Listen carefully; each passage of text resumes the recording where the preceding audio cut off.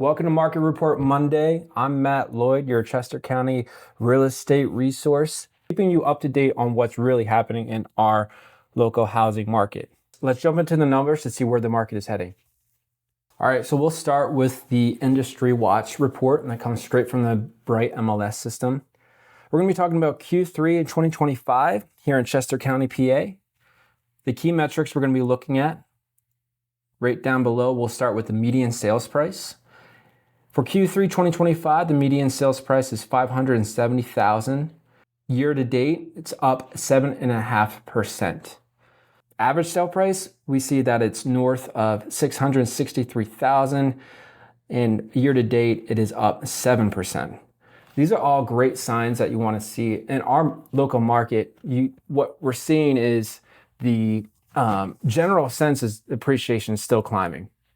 Year to date. You can even look at these charts here under market activity between Q3 2023, Q3 2024, Q3 2025. You can see a steady climb there. So for all the people that are sitting on the sidelines saying we're going to wait, you're missing out on appreciation that has been growing the past few years.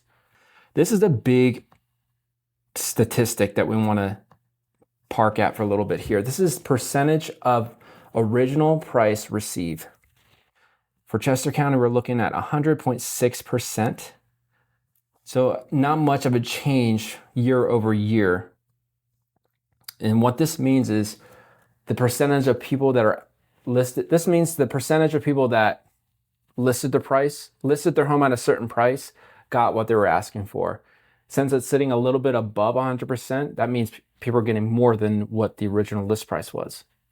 This report shows a little bit more in detail by zip code. And you'll see the differences between some areas are getting over 100% of the list price. And you'll see some areas that are actually below that have been getting price reductions because they haven't adjusted to the market yet. So these are the things when you hire a real estate professional, you want to make sure that they understand these things, especially when you're selling your home. Because that first 30 days, if you don't price your home accurately, what ends up happening is it will sit longer, thus getting less of your list price.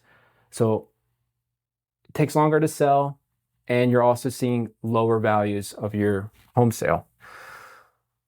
So this information helps real estate agents figure out, okay, in this area, we need to be more strategic with our pricing because a lot of these people are not getting their asking price. So another statistic here. All right, so the next one down below, homes for sale. So Q3, we had 962 homes for sale, slightly above last year. It's gone up about 2.2%. And I think the main theme that you're going to see here, guys, is slight leveling off. It's really just leveling off here, maybe going up, maybe going down some areas, but really just staying steady here in the middle. You're not going to see a drastic change in the market. You don't see a big crash. You don't see explosion of, new homes. What you're seeing here is inventory is slowly creeping back and slightly in favor of the buyers. So it's giving buyers opportunities to negotiate a little bit more, to get a little bit more off the home, to be a little bit more picky.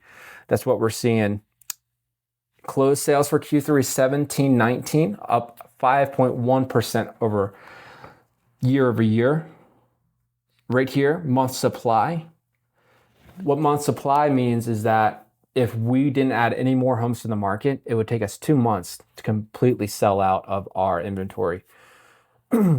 And way to gauge if it's a seller's market or a buyer's market is if you're looking at 3 months supply, you're looking at a very neutral market. If you're looking under 3 months, it's a seller's market. In anything 4 to 6 months is a buyer's market. So for the past, I would say 5-6 years now, we've been seeing sub 2 months of inventory. Now we're slowly seeing it creep back up to 2 months, some areas close to 3. The next key metric that we have, it is Average property marketing period. So the average time you market your property, right, in Q3 2025, we see that it's at 24 days. So the time is that it's listed to when it's time that it's off market or pending, it's about 24 days. And that's at 19, almost 20% higher than last year at this time, which is interesting because you can start to see buyers are being a little bit more conservative with their decision making, with the noise of the interest rates maybe lowering, maybe increasing. So they're a little hesitant to make that decision. So they're sitting on the sidelines, kind of seeing what happens. They're also seeing houses that aren't priced correctly, homes that are outdated, that need a lot of work, priced a little bit higher than what buyers see the value of that home being at. So you can just look at this chart here. We're on a gradual upswing. You can see from 2020, and it kept going up. And I've always heard the market will crash, the market will crash. I've heard that in 2021, 2022, which is simply not true. And that's a big reason why I'm doing these videos is clickbait. You know, you can see all the popular social media influencers putting out information like don't buy, the housing market's going to crash. What I suggest is go back on their videos, look at each year that they posted a video about the housing market crashing, and you'll see 2025 market's going to crash, 2024 market's going to crash, 2023 don't buy, the market's going to crash. So no one can time the market.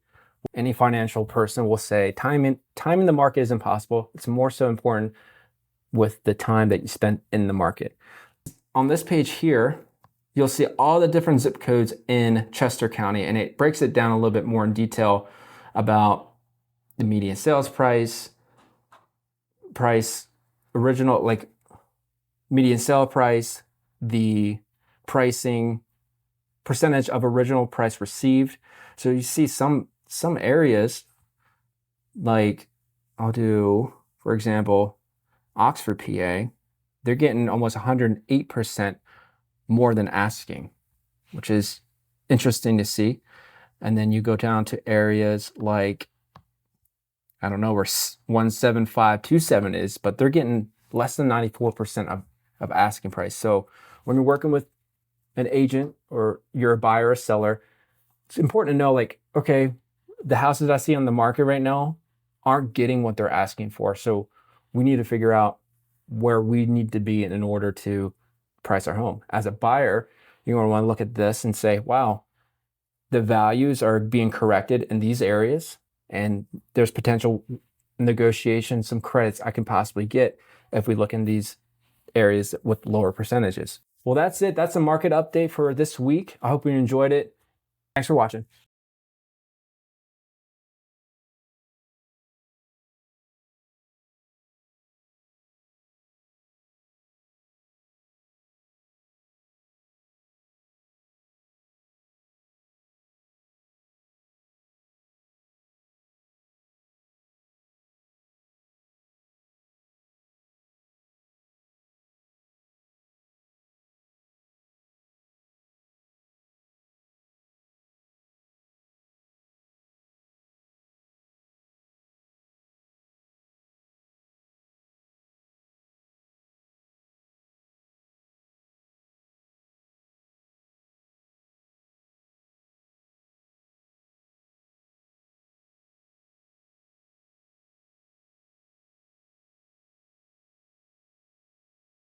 What's more important is time in the market.